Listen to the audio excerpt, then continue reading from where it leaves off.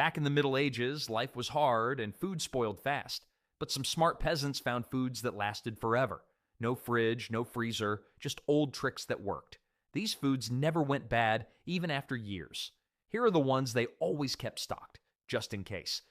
And first on that list, the one thing that could save your food, your soup, and maybe even your life: salt. In medieval times, salt wasn't just that white stuff you sprinkle on French fries.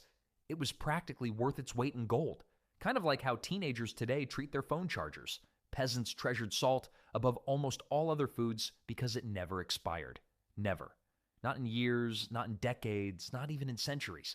Archaeological digs have uncovered perfectly usable salt from ancient Roman times, over 1,000 years old, still ready to season your dinner. That's older than most grandparents' jokes and somehow more useful. When winter loomed and food grew scarce, salt became the medieval peasant's secret weapon against starvation. It was basically their version of a refrigerator, except it didn't beep when you left the door open too long. They'd rub it into strips of meat and fish, drawing out moisture that would otherwise let bacteria throw a party. This dry-curing method transformed perishable foods into long-lasting provisions that could feed families for months. Medieval salt was so effective at preserving meat that some jerky from the 1300s probably still tastes better than modern airline food. Storage was simple but strategic. Most households kept their precious salt in small ceramic pots with tight-fitting lids, usually placed near the hearth where heat kept dampness away. If a medieval peasant dropped salt, they didn't just throw it over their shoulder for luck. They'd practically dive across the room to salvage every grain. The economics of salt shaped entire communities.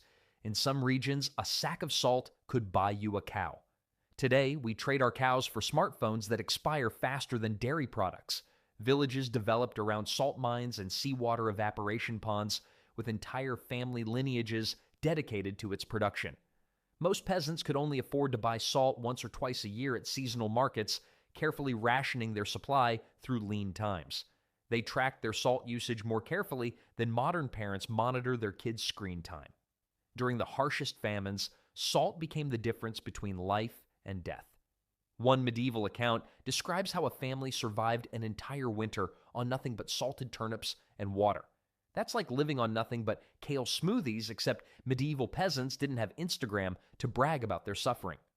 While that dinner menu sounds about as appealing as chewing on a boot, it kept them alive when their neighbors weren't so fortunate. The most resourceful peasants even used salt to preserve food they couldn't immediately eat, creating a medieval version of food storage banking.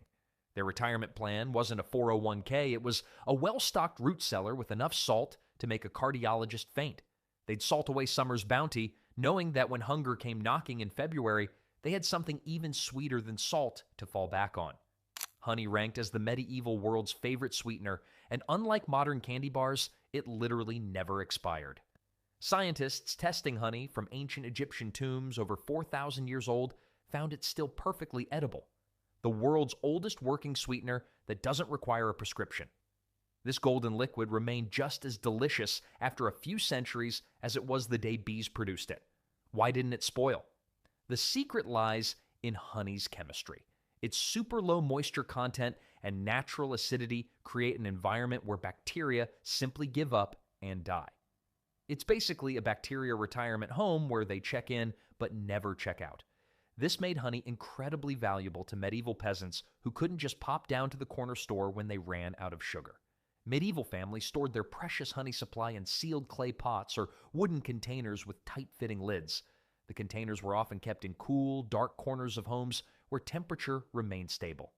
Many households kept their honey pots near the ceiling, hanging from rafters to prevent curious children or hungry animals from raiding this liquid gold. The medieval version of putting cookies on the top shelf, except this treat could outlast the shelf itself. Beyond sweetening bland medieval porridge, honey served as a natural medicine cabinet. Its antibacterial properties made it effective for treating wounds and burns, a remedy so powerful that modern doctors sometimes still use medical-grade honey for treating stubborn infections. Medieval peasants would apply honey directly to cuts, knowing somehow that it killed germs before anybody even knew germs existed. Beekeeping wasn't just a hobby in medieval times, it was serious business.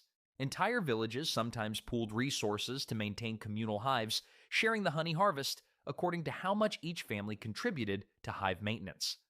Finding wild honey became such a valued skill that honey finders could earn special social status in some communities. As winter stretched on and food stores dwindled, a spoonful of honey could make even the most boring meal tolerable. But when even honey seemed too ordinary, medieval peasants turned to something with a bit more bite. Hard cheese became a medieval survival staple thanks to aging processes that turned milk into something nearly indestructible. Forget those soft, spreadable cheeses in your refrigerator. Medieval hard cheese could survive a year without refrigeration and still be perfectly edible. The secret?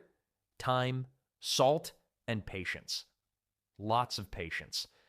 Creating these long-lasting cheeses started with fresh milk from goats, sheep, or cows, depending on what animals the peasant family kept. After separating curds from whey, the cheesemaker pressed out every last drop of moisture and added generous amounts of salt. The salt quantities would make modern nutritionists clutch their blood pressure monitors in horror. But this heavy salting served an essential purpose. It created an environment where harmful bacteria couldn't survive.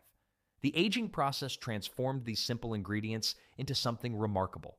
For months, these cheese rounds would sit in cool, dark spaces, developing harder exteriors and concentrated flavors. As moisture evaporated, the texture changed completely. After 6 months to a year of aging, what began as soft curds became so dense and hard that peasants couldn't slice it. They had to crack or shave pieces off with knives. These cheeses were basically the medieval equivalent of rock candy, except they tasted like feet instead of sugar. Storage methods for these cheeses were cleverly practical. Most families wrapped their hard cheeses in clean cloth, sometimes sealed with beeswax, and hung them from the rafters in cool rooms. The hanging position kept them safe from rodents while allowing air circulation to prevent unwanted mold. Some regions developed special cheese storage cabinets with ventilation holes carved into specific patterns, early versions of cheese caves that still exist today. Hard cheese didn't just provide calories. It delivered crucial protein and fat during winter months when fresh meat was scarce. A typical family might save several wheels of hard cheese for winter, each representing gallons of precious summer milk preserved for later use.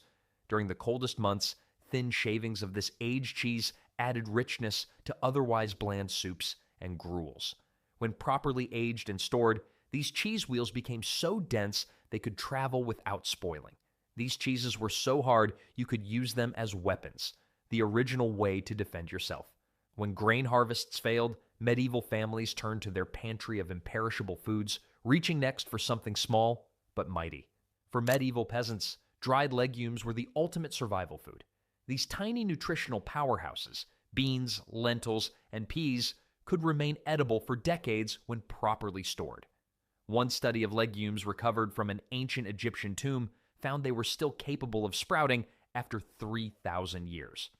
While medieval storage wasn't quite that impressive, a family's bean supply could easily outlast the harshest winter or worst harvest failure. What made legumes so valuable was their perfect combination of shelf stability and nutrition. Unlike grains that provided mostly carbohydrates, legumes packed serious protein, crucial when meat was scarce or unaffordable. A medieval peasant working the fields could function on legume-based meals because they provided long-lasting energy and muscle-building nutrients. A medieval farmer eating beans for breakfast had the medieval equivalent of protein powder, minus the Instagram workout photos. Storing these life-saving foods required careful attention. After harvesting, peasants dried their beans and peas thoroughly in the sun, sometimes spending days turning and monitoring them. Any moisture left could trigger mold or sprouting. Once completely dried, they transferred the legumes to clay containers with tight-fitting lids or woven sacks hung high on walls, safely away from hungry rodents and dampness. Mice in medieval homes had to stare longingly at those hanging bean sacks like kids outside a candy store with empty pockets. Before eating, these rock-hard foods needed serious preparation. Medieval cooks soaked dried legumes overnight, then boiled them for hours in hanging pots above the hearth fire. This long cooking process softened the tough skins and neutralized certain compounds that could cause digestive distress. Without proper cooking, medieval bean soup could turn the family cottage into a methane production facility. Most medieval households combined legumes with whatever scraps of flavor they could find. Herbs from garden patches, bits of salt-preserved meat, or even just wild onions scavenged from nearby fields. The resulting thick stews became daily staples that filled bellies when little else was available. For elderly peasants with worn-down teeth, dried legumes posed a challenge. Many households ground their beans into rough flour that could be stirred into soups or mixed with other grains. While these tiny protein powerhouses kept medieval stomachs full, peasants still needed something to soak up all those hearty stews. Have you ever wondered why medieval peasants didn't just pop down to the local bakery every morning? Because they were busy making rye bread that could last for weeks. Black bread, as it was commonly called, stood as the foundation of the medieval diet across northern Europe. Unlike modern white bread that starts growing mold after a few days, medieval rye bread stayed edible for up to a month in cool conditions. The secret to this longevity wasn't preservatives with unpronounceable names. It was good old-fashioned sourdough fermentation. Medieval bakers maintained sourdough starters like precious family heirlooms, passing them down through generations. These living cultures contained beneficial bacteria and wild yeasts that naturally preserved the bread by creating an acidic environment where mold struggled to grow. Some medieval families treated their sourdough starters better than their in-laws. At least the starter produced something useful. The bread itself looked nothing like today's fluffy loaves. Dense, dark, and heavy enough to use as a doorstop, black bread had a distinctly sour flavor profile that modern taste testers often describe as challenging. The crust formed a hard protective shell that kept the inside from spoiling, while the dense crumb resisted mold growth far better than airy modern breads. Medieval bread was so dense that dropping a loaf could qualify as an occupational hazard for your toes. Baking day in a medieval household was a major event, usually happening once every week or two. Families would produce multiple large round loaves at once, using communal ovens in many villages where oven access was scheduled and shared. The first loaves eaten would be relatively soft, but as the days passed, the bread gradually hardened. By week 2 or 3, medieval diners would often need to dunk their bread in soup or ale just to avoid chipping a tooth. This practical food storage solution came with nutritional benefits too. The sourdough fermentation process broke down phytic acid in the rye grain, making minerals more available for absorption. It also pre-digested some complex carbohydrates, making the bread more nutritious than if they'd just ground the rye and baked it without fermentation. As bread slowly hardened beyond edibility, medieval households found other uses for it rather than waste a crumb. The truly stale pieces weren't tossed out. They were saved for thickening soups or feeding animals. When even black bread couldn't sustain a family through winter, they turned to protein that walked on 4 legs until it didn't. Dried meat might sound plain to us now, but for medieval peasants, it was the original fast food, ready to eat in an emergency, yet lasting for months without spoiling. When winter winds howled outside, a strip of preserved pork, beef, or goat could mean the difference between going hungry or having dinner. While modern refrigerators keep our steaks fresh for days, medieval preservation techniques kept meat edible for seasons. The drying process began immediately after slaughter, as families couldn't afford to waste an ounce of precious animal protein. First, they cut meat into thin strips or small chunks to increase surface area. Next came salt, lots of it. The meat sat for days completely buried in salt, which pulled moisture out while creating an environment where bacteria couldn't multiply. The amount of salt used would make a modern doctor faint faster than if you told them you have ice cream for breakfast every day. After the initial salt cure, peasants hung their meat in smokehouses, simple wooden structures where smoldering hardwood fires created smoke that deposited antimicrobial compounds into the meat while adding flavor. In regions without dedicated smokehouses, families suspended meat high in their cottages, usually near chimney openings where rising smoke could reach it. Some clever households built specialized rafters above cooking areas specifically designed for smoking meat. The slow drying process could take weeks, but the results lasted months. Different regions developed signature styles of preservation. Northern Europeans often cold smoked their meat at low temperatures over many days, while Mediterranean peasants used less smoke and more air drying in their warmer climate. In particularly damp regions, some families stored fully cured meat in barrels, completely buried in grain or dried peas to absorb any remaining moisture. The resulting preserved meat bore little resemblance to fresh cuts. Dark, dense, and intensely flavored, It could be eaten as is or added to stews and soups to provide rich protein. Medieval jerky was so tough that eating it counted as both dinner and a jaw workout. Travelers valued dried meat highly, carrying strips on journeys where its durability and concentrated nutrition made it the perfect travel companion. While meat hung from rafters, medieval cooks were already planning what to do with everything else, crafting survival foods that could last through the leanest times. Long before bouillon cubes lined grocery store shelves, medieval peasants created their own version of instant soup using bone broth cubes. This ingenious food preservation method turned animal bones, parts that might otherwise be discarded, into concentrated nutrition that could last for months without spoiling. The process started with collecting bones from whatever animals the family had eaten. Waste not, want not was more than just a saying in medieval times, it was survival. After meat had been removed for immediate eating or drying, bones went straight into the cooking pot. These weren't quick recipes. Medieval cooks simmered bones for hours, sometimes an entire day, extracting every bit of flavor, fat, and gelatin. A properly made medieval bone broth turned solid when cooled, thanks to the natural gelatin released from joints and marrow. This wasn't just a happy accident, it was essential for preservation. The resulting jiggly mass looked like something between modern Jell-O and that mysterious leftover container in the back of your fridge you're afraid to open. But this wobbling brown substance represented food security for hungry months ahead. To create portable, long-lasting cubes, medieval cooks poured their reduced broth into shallow wooden trays or clay dishes. After cooling completely, the solidified gelatin was cut into small blocks and dried near the hearth or in the sun until the moisture content was low enough to prevent spoilage. These dried broth cubes were basically medieval flavor bombs, except instead of blowing your mind, they kept you from starving. Storage was simple but effective. Most families wrapped their dried broth cubes in clean linen or stored them in covered clay pots. During winter months when fresh food was scarce, dropping one of these concentrated cubes into hot water created an instant nutritious soup. Adding whatever vegetables or grains were available turned this simple broth into a complete meal. The genius of bone broth cubes went beyond just preservation. They were lightweight, portable emergency food that could restore strength to someone weakened by hunger or illness. Medieval travelers sometimes carried these cubes on journeys, knowing that a life-sustaining hot meal was just a campfire away. While these humble cubes provided liquid nourishment, medieval people also valued foods that could be eaten without preparation during long journeys or hunting trips. Nature designed walnuts with their own preservation system, a hard protective shell that medieval peasants recognized as nature's perfect food container. These tough-shelled treasures became essential parts of winter food supplies because they could last over a year without any special treatment other than keeping them dry. No salting, smoking, or fermenting required. Just crack and eat.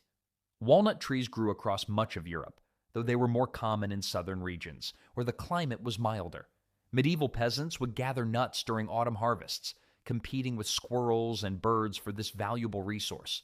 Wild walnut gathering often became a community event, with families claiming favorite trees or groves year after year. Many households planted walnut trees near their homes specifically for food security, creating a legacy that would feed their grandchildren and beyond.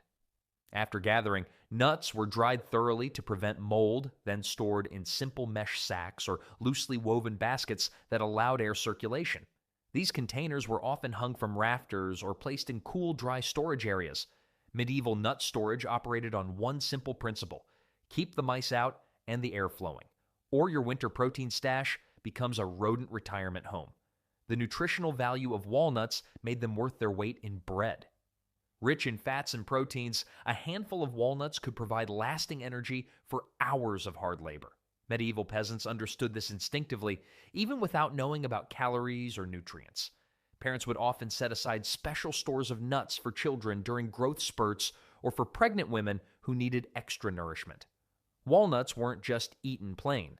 Medieval cooks ground them into coarse flour to thicken sauces or mixed them with herbs and garlic to create rough pastes similar to modern pesto.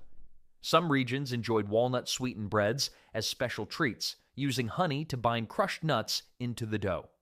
Grinding walnuts by hand was such hard work that medieval cooks probably had forearms like modern arm wrestlers. Beyond the dinner table, walnuts served another crucial role: medieval currency. In many regions, nuts were valuable enough to barter for other goods or services. A sack of quality walnuts could sometimes purchase items that coins couldn't, especially during winter when food became more precious than metal. When hunger struck between meals but cooking wasn't possible, these portable protein packages came to the rescue. But for longer preservation of other foods, medieval kitchens relied on something much more acidic to keep meals safe.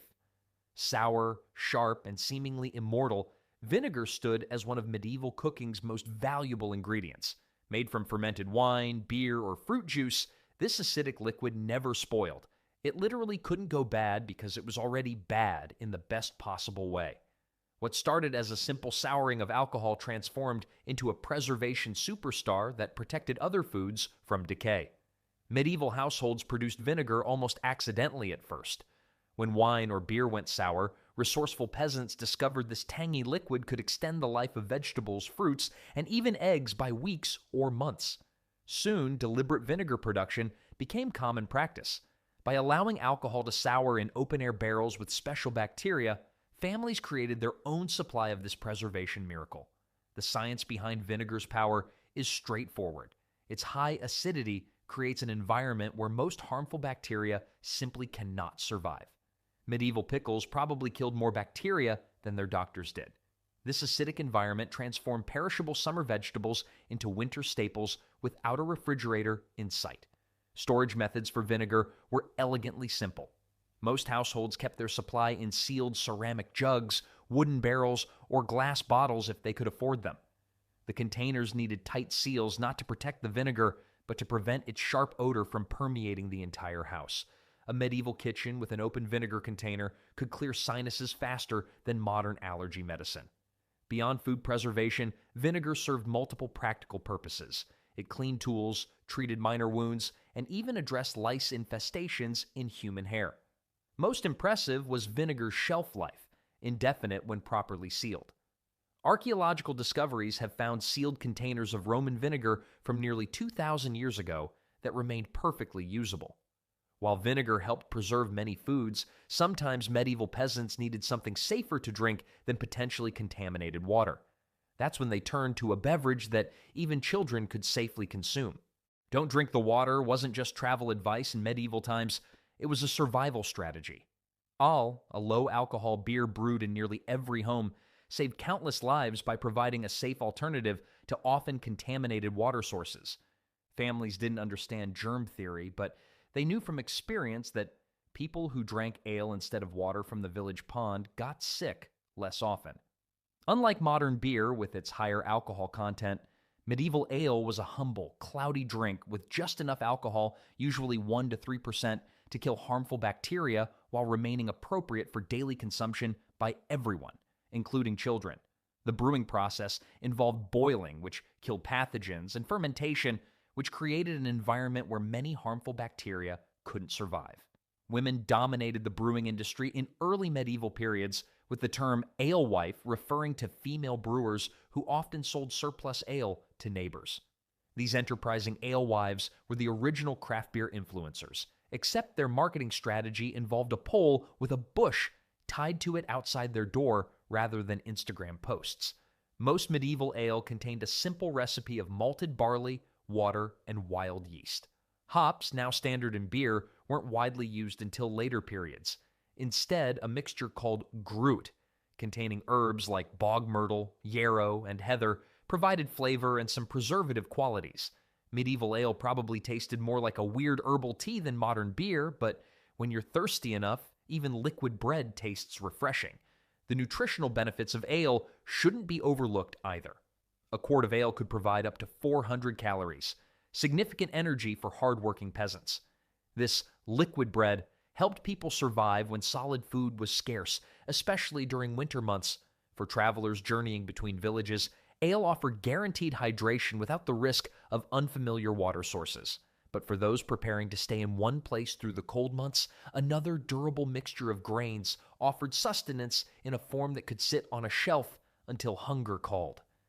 Porridge mix might sound boring to modern ears, but for medieval peasants, it was their version of instant food. a ready-to-cook mixture that required minimal preparation yet delivered maximum survival value. This strategic combination of ground grains, dried herbs, and sometimes powdered root vegetables formed the backbone of daily nutrition across medieval Europe, especially when fresh food ran scarce. Creating the perfect porridge mix began with selecting grains. Oats dominated in northern regions where cold, wet conditions favored their growth, while barley and millet appeared more commonly in southern areas.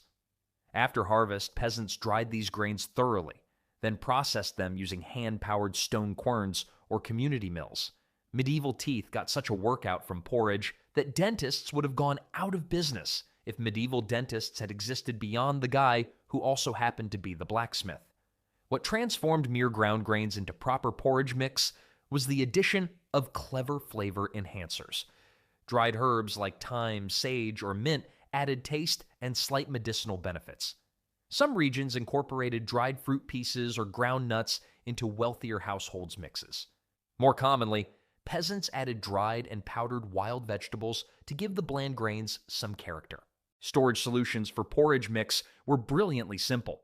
Most families kept their supply in tightly woven cloth sacks or sealed wooden containers, often hanging from rafters to keep rodents at bay. Preparation was so simple that medieval cooks could literally make breakfast half asleep. The original, "I haven't had my morning porridge yet" excuse for grumpiness. The true genius of porridge mix lay in its adaptability. In good times, it might include luxury additions like honey or milk. In lean times, hot water alone would suffice. This humble mixture sustained countless generations through harsh winters when little else was available to eat. But even when porridge wasn't enough, medieval peasants could always fall back on another grain that required minimal processing, yet offered maximum storage life.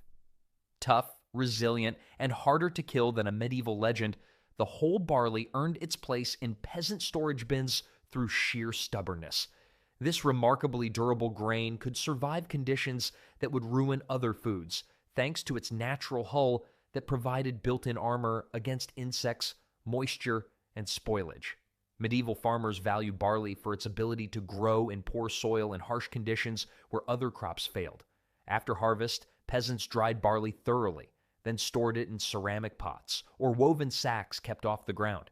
The pests that would happily munch through other grain supplies often gave up on barley. Even medieval mice had standards about how hard they were willing to work for dinner. Cooking barley required serious commitment, hours of simmering before it softened enough to eat. A full belly of barley porridge could keep a medieval farmer plowing fields longer than modern office workers can stay awake during afternoon meetings. Barley served multiple purposes: ground into flour for flatbreads, added to soups, and most famously, sprouted to create malt for brewing ale when water became questionable. While barley required cooking facilities and time, medieval people also valued foods that could be prepared with minimal equipment. Made with just flour, salt, and water, no yeast needed, flatbread became the ultimate survival food for medieval travelers and those with limited cooking resources. It could be cooked anywhere you could make a fire, whether on heated stones, over open flames, or pressed against a clay oven wall. The secret to flatbread's impressive shelf life was its complete lack of moisture. Unlike raised bread, flatbread dried thoroughly during cooking. After cooling, these flat discs hardened into cracker-like rounds that could resist mold for weeks or months. Medieval flatbread was the original hardtack, with emphasis on hard. Bite into a month-old piece without soaking it first, and you'd be visiting the town tooth puller faster than you could say dental plan. Northern Europeans made theirs primarily from barley or rye flour, while Mediterranean cultures preferred wheat. Some bakers added dried herbs or seeds for flavor and nutrition. After cooling, flatbreads were stacked, folded, or rolled, then wrapped in linen cloths. The bread was usually stacked on high shelves, safe from children and pets, medieval childproofing at its finest. When hunger struck, flatbread could be eaten as is or quickly rehydrated by dipping in water, ale, or soup. While flatbread sustained bodies with its simple nutrition, medieval people also craved sweeter preserved foods to lift their spirits during dreary winters. Fruit leather brought sweetness to medieval winters long before grocery stores sold fruit roll-ups in plastic wrappers. Made from mashed berries or apples, this natural treat preserved summer's bounty when sugar was a luxury few could afford. Medieval families collected wild berries, plums, and fallen orchard fruits, cooking them down to a thick pulp before spreading the mixture on clean cloth or wooden boards to dry in the sun. The drying process concentrated natural sugars, creating chewy, intensely flavored sheets that could be rolled and stored for months. Kids today beg for candy at stores. Medieval children probably followed their parents around asking how many more days until the fruit leather was ready. Storage was remarkably simple. Once completely dried, fruit leather was rolled up and stored in linen bags, often hung from kitchen rafters. The high sugar content acted as a natural preservative, preventing most spoilage if kept dry. During winter celebrations or as special treats, small pieces were cut off and enjoyed as a rare sweet flavor in an otherwise bland diet. Travelers carried these concentrated fruit rolls on journeys, knowing a small piece could provide quick energy when needed. While sweet treats lifted spirits, medieval kitchens also preserved cooking fats for times when animals grew lean. Rendered animal fat served as medieval cooking oil with an incredible shelf life. After slaughtering animals in autumn, peasants carefully collected every scrap of fat, knowing it would provide essential calories and cooking medium during lean winter months. The rendering process was straightforward but crucial. Chunks of animal fat were slowly heated until they melted, allowing impurities to separate and be strained away. The resulting clear fat, once cooled, could be stored in sealed crocks or bladders for months without refrigeration.